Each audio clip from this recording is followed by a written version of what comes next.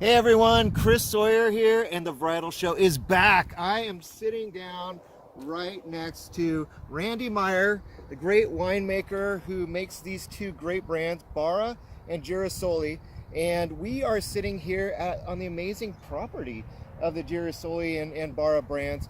The wine that I just kicked off with here, we're going to taste it in a few minutes, but this really is a heritage of Mendocino County where we're at. We're right here in Redwood Valley, and as you can see, these amazing vines right back in back of us are part of this amazing soil type down here in the valley floor. But if we were to go up on those hills, be red soils, which are hillside soils. And behind us here is the amazing basically the tasting room for these brands, and it's an amazingly cool old building that was so ahead of its time. I mean, it's crazy cool, isn't it? Yeah, It's a because it's hipster just place. the upside down champagne glass and the champagne glass from the 40s, 50s. You know, the short, stubby Yep. style.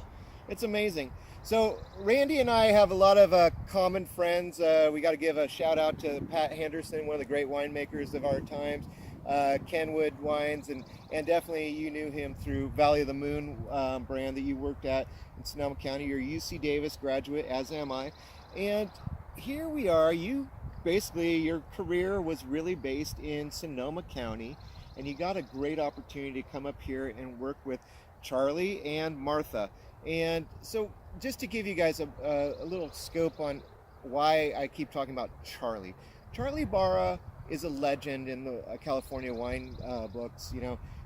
Really what he did is he started as a young child, pretty much in high school, planting grapes and farming them himself. Made more money than the principal in the high school when he graduated. And he knew he was onto something. He never got a college degree because he spent all of his time learning about grapes. And this man made a huge impact here in Mendocino County, and it's one of the great legends of Mendocino County. And you got to meet him for just a little while before he passed away. I did a great show with Martha where we talked about some of these brands. Now I'm here with you because, this is a different place than Sonoma County is. I live in Sonoma County. You worked there for so long. What's so different about being up here in Mendocino County, especially in the Redwood Valley? Well, I find that the pace of life is a little bit slower. The wine industry is maybe a little bit doesn't have quite the fan base of Sonoma County, yet the wine quality that is sneaking behind the scenes and hiding in these bottles is really something to talk about. Well, as a person that judges a lot of wine competitions, I'm not surprised when Mendocino wins in the same categories as Mendocino County and Napa Valley. I mean, for the quality and especially for the price, it's amazing. And especially if you control your own destiny by owning your own vineyards. And that is the story of the Barra and Girasole brands. These are really legendary vineyards that you get to work with the grapes from. Isn't that amazing? It is. It's great because I really get to sort of get we have what we call our end of harvest beauty contest. Yeah. We're able to really just look at all the lots and pick what is our ultimate favorites, and the top favorites go to the Barra brand, and then let's say just right below the top will go to the Girasole line because it is, of course, a little bit lower priced, a little more value priced. Yet, and then all the other excess that we make is sold off in the bulk market or to other clients. So we have that luxury of basically making close to 10 times what we need. Yeah. And that is really nice. Well, I mean, you get to play with so many different batches of grapes picked from the same vineyards, different blocks, different almost maturity of vines. I mean, and different clones of the same thing. This is a really interesting Chardonnay. I was inside the tasting room. I gotta respect my great peers, who write these, critiques for wine enthusiasts. And I think that was Jim Gordon, my good friend, who wrote 92 points for this Chardonnay. I might even go a point higher than Jim, because the purity of fruit in here is brilliant. I mean, a lot of people think about Mendocino County for its natural beauty, with good reason. That's probably number one draw. Number two is wine and the coast. but the heritage of these vines here, I think people just don't understand that so many of the wines that they have that say North Coast on them, a lot of it comes from this county. And it's because Charlie really worked so hard to get that appellation founded in 1983, the same year that Russian River Valley, where you worked, Dry Creek, where you worked right in front of, not Sonoma Valley was already appellation by then, but places like Carneros and Anderson Valley was 1983 too. The same year as all of those appellations, he got this branded. And the reason for its importance is because the quality here in Mendocino County is on par with Napa, Sonoma, and Lake County, which is also in there. We have to think about this whole area as being a quadrant of different areas that they all have their greatness. But we get to you get to work with this fruit, and you are the representative from this area, and you get to sell even some of this fruit and the finished wines that are going to go into super blends to people with the joy of knowing that it's going to be great high quality stuff that they're going to get to work with. And I think it's easy for us to perhaps maybe feel slighted if we're bought as a blender into a Napa Cabernet, but you know what? In the end, I'm still okay with that, because it's it is a very much a quality and value play. That is what Mendocino County is. We don't pretend to be Napa, right? But we realize that if we can make a very drinkable wine with good structure, good longevity, great flavor, the cool nights, and we can offer it at a third the price or whatever, then we're doing fine. Yeah. Well, I mean, I love how I also saw another thing in the tasting room. I was looking around a little bit in there. San Francisco Chronicle wine competition. Your Cabernet won a double gold, and some of that same juice goes into other people's wines. And that's the thing, is you get to pick the best of the batch, which is your luxury.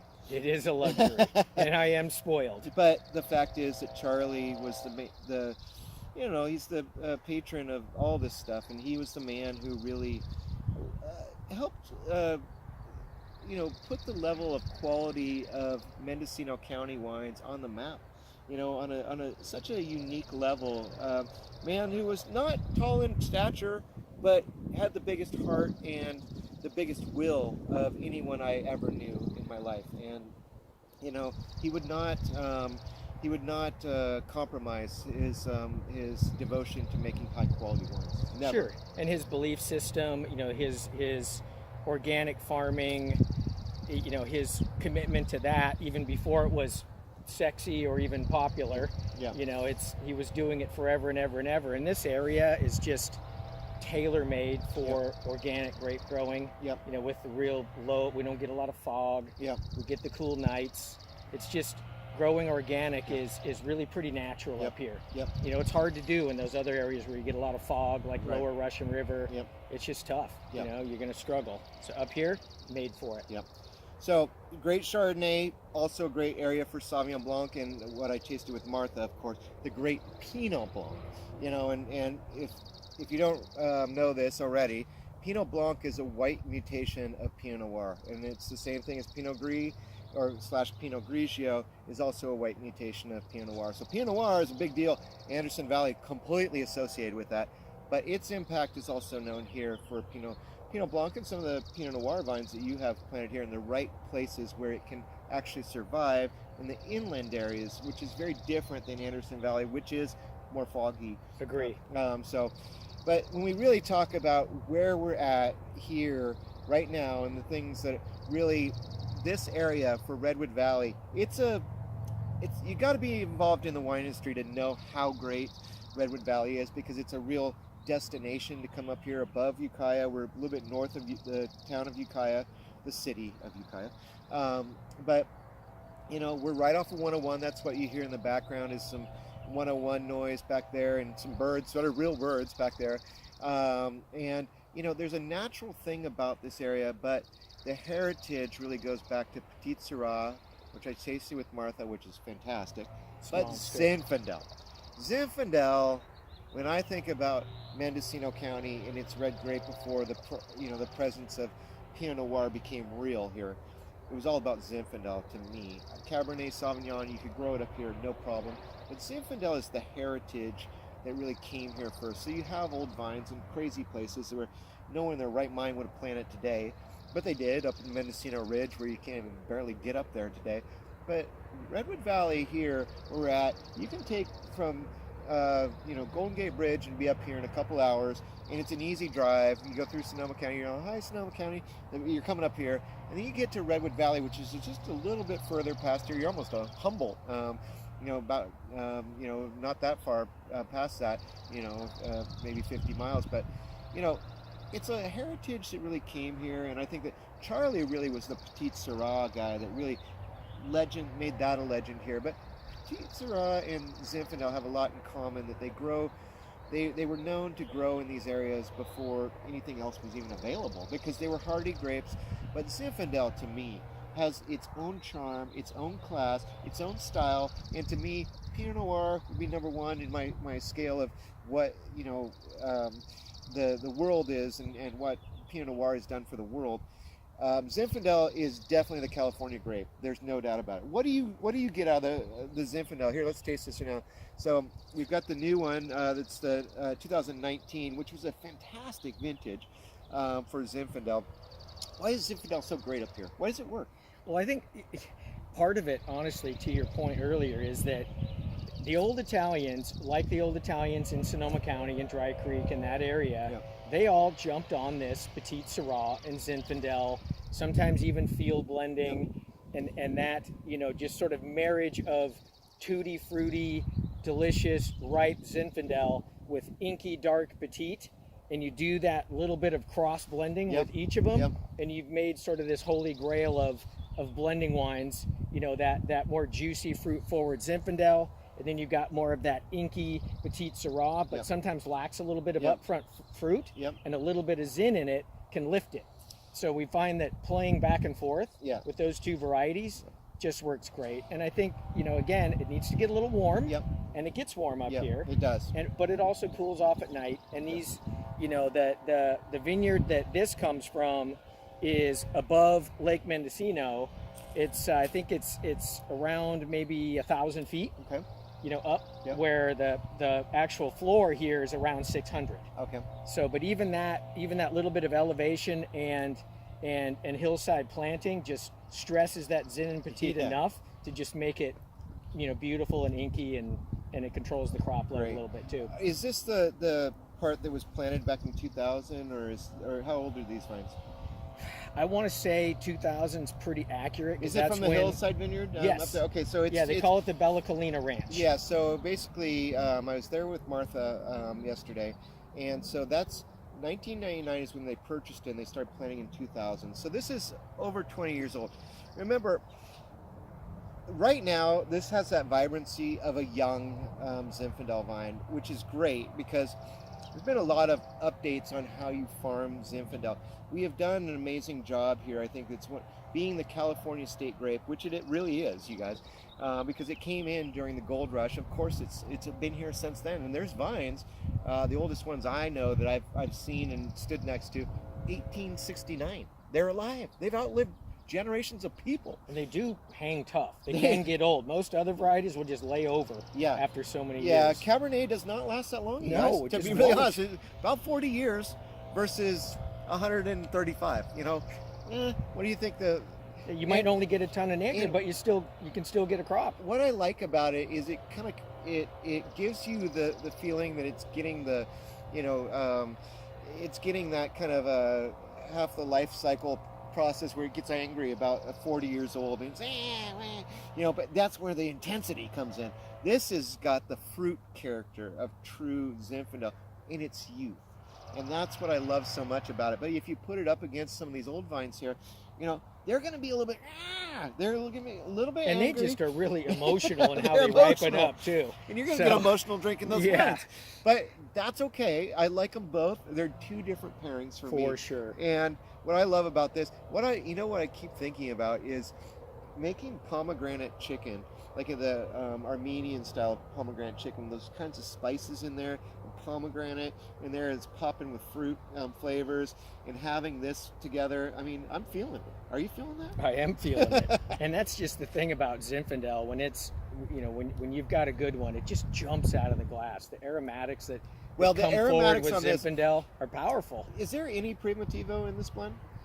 I don't think so. Okay. I'm pretty sure it's all Zin, but we sneak a little bit of that Petite Syrah in there too. Okay, so why I say that is it does have a little bit of a blue fruit characteristic, and it's almost floral. It's very floral on the blue fruit kind of notes, you know, where there's that blueberry kind of note, and there's also this. It's almost like it's like a lavender candy that I get sometimes at these kinds of specialty markets that really have that kind of shishi stuff. Yes. You know, that you got to buy the candy and pop them. It comes in the nice little Yeah, tin. yeah. Or these ones are kind of square. If you guys know what I'm talking about, I eat those things. Like I just buy a few packs of them. They're gone in a couple days, but they're just so great. But it has that floral characteristic, and I really love that quality of this wine. It just is attractive right off the bat. But it's young and it's vigorous and it fills you full of flavor, and life is good when you taste this. And I really try not to get it over ripe to the point where we border on, you know, the sort of port-like aromatics. Yeah. You know, I think that is a popular style in Old Vine Zinfandel, but I kind of like a little more, a little less of that, and a little more bright blue fruit, real, you know, blackberry, boysenberry, maybe hints of a jam, but not bordering on that real port-like profile. Well, I will say, and I will agree with you 100% on that. Where the Zinfandel market was, well, not the Zinfandel market, where the producers were going, there in the early 2000s was in the wrong direction. I mean, it was getting too porty out there, and a lot of it was because of reviews and particular reviewers who really liked high sugar tones. And you know, you get some roadkill, call me, and maybe we can do a pairing. But otherwise, the food culture started going in a direction that was not conducive of. Yeah, I feel like if the wine stuck and it was 16 and a half and had a little V8 and a little sugar, it was going to win medals. It was going to win That was medals, a period of time. but that's a different kind of judge than the new judges of today. And I'm glad to have seen this change where acid makes a difference in these kinds of wine and preserving the authenticity of the vineyards. I mean, you can ripen it as much as anyone, but it's just going to taste porty, and it's going to taste like anyone else from Lodi and Sonoma County and Napa. They're all going to taste the same. Why, you know, having an identity and having a signature that says Mendocino County, I get it out of this. Yeah, and that's why it's so much fun to make Zin up here. Yeah. You know, it really is just, you know, we've got a couple different blocks. You know, the absolute winning block is that Bella Colina piece. It's got that kind of bench land, you know, a little.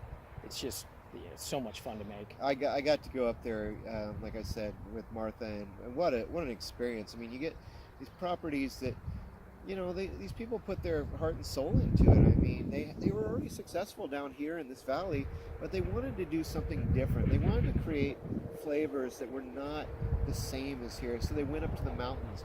And Mendocino, you can do this, and we have other little areas, especially between here and the ocean, that are very unique. But you know, it's hard farming. You know, you just can't do it by yourself, and investments, if you're not successful, are not very smart. And a lot of those ones on the way out to the coast get sold real quick after people go, I can't farm this stuff anymore.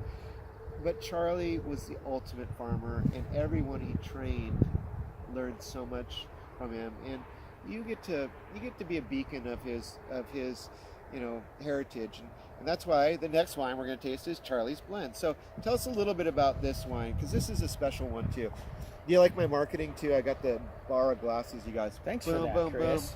Yeah, Charlie Barra, the man, the spirit is alive right here in this glass. Well, you know, that the Charlie's Blend is, to me, it's a lot of fun to make. I mean, winemakers do love making red blends. It's no longer just the, you know, the raggedy leftovers that get tossed into a bottle. Yeah. It really is more of a, you know, a little bit of some artwork involved in trying to marry all these flavors. Yep. And this one here is a tribute to Charlie, because it really involves Petite Syrah, one of obviously his favorites. Uses Zinfandel, uses a little bit of Cab and a little bit of Merlot.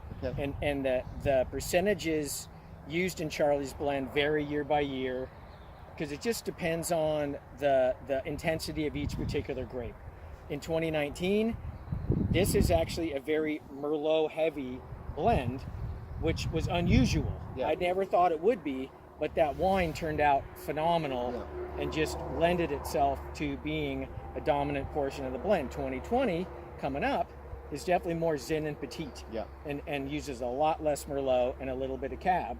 So we're just trying to kind of create this, be a little bit crafty. It's okay if there's a little vintage to vintage variation with it, because it is, it is Charlie's blend. It doesn't have to be absolutely, spot on the same every single year. We get to be a little creative.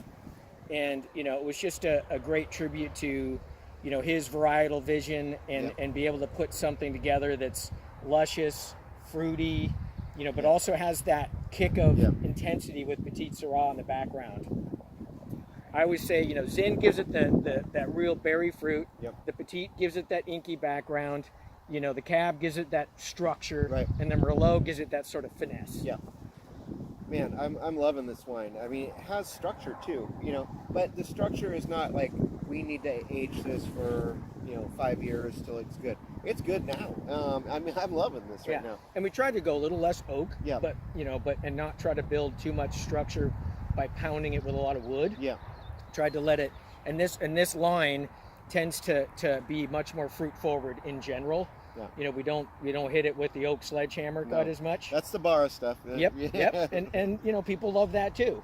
But we find that this needs to be a little more easy drinking, a little less on the oak, and let that fruit shine through. What I like about it is it's very food friendly. I mean, I could be doing charcuterie with this right now, or I could be doing the best hamburger I've ever had in my life, or I could be doing a skirt steak and having an amazing time sitting out on the picnic table anywhere and just enjoying myself.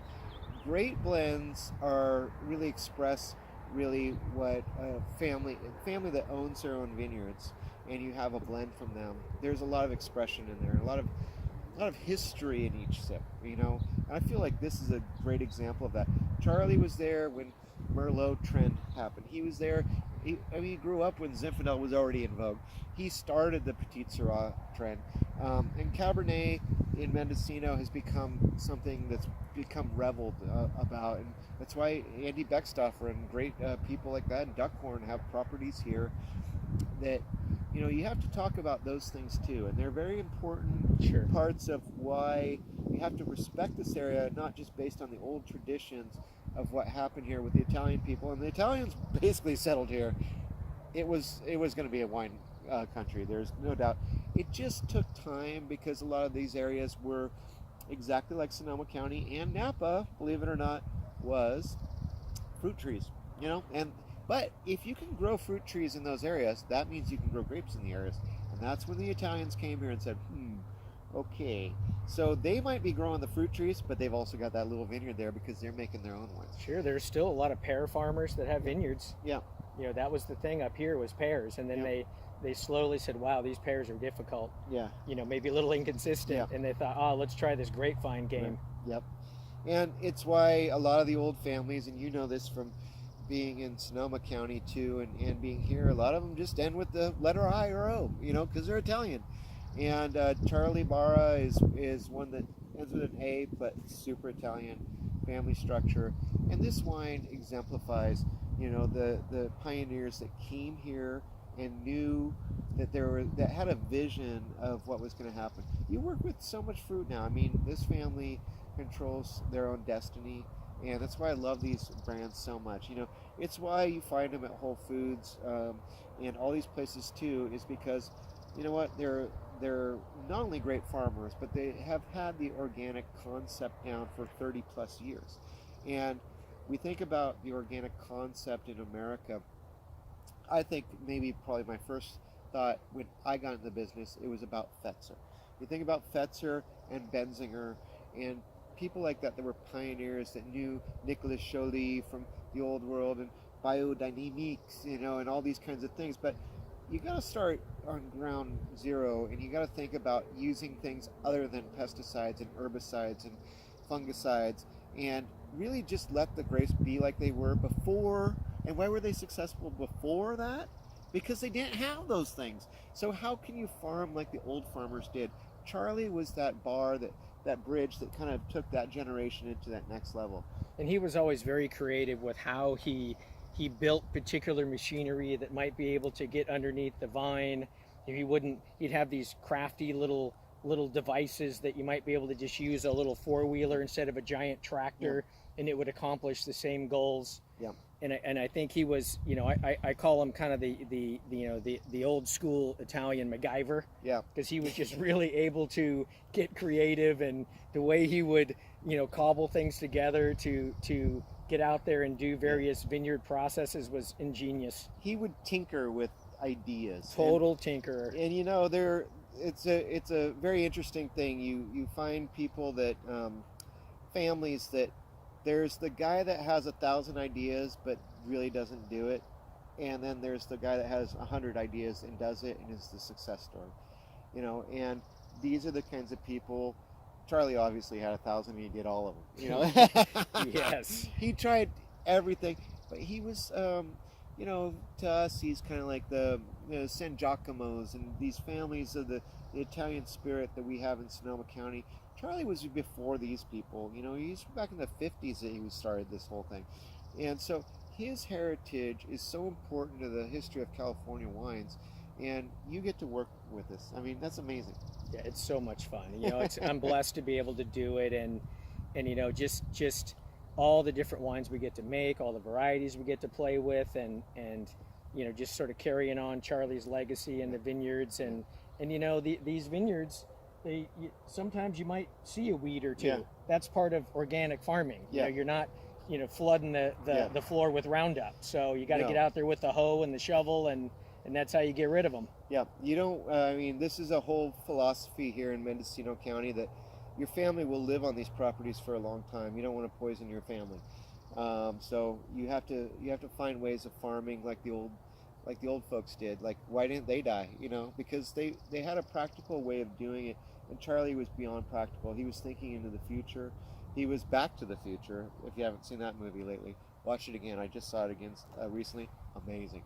But we have to think about, he's actually the exact replica. He should have been in Back to the Future. The movie should have been made about Charlie, to be really honest. But he's really started in the 50s when it kind of goes back to, and he went into the 80s going like, we're going to do things that are very different, and we are going to be aggressive about We're going to stick to it. And we're going to stick to it. We're not going to bend. And he's amazing. So here, Randy, thank you so much for hosting me, and to Martha, thank you so much. But the Barra label that we represent here, or that is represented here, here to Charlie Barra, the man who made us all smile so often. Any wines you taste from the North Coast Appellation or Mendocino, Charlie had a little bit of a piece to do with all of them, and he's a great guy, and we honor Charlie right now. And thank you so much for tuning into the show. We'll see you again next week. Cheers to everyone, and once again, thanks to Girasole, and also the great Barra label. And this is a great one, Barra of Mendocino. You can check that out online. And this is the Girasole is Girasole Vineyards, so you can check those out. And like I said, you can find them at Whole Foods. I mean, that's why they're so good. They meet they're above the price point, and that's what great wines of Mendocino are about. So cheers, you guys. Thanks for tuning in. We'll see you again next week. Cheers. Thanks for having us. You got it, brother.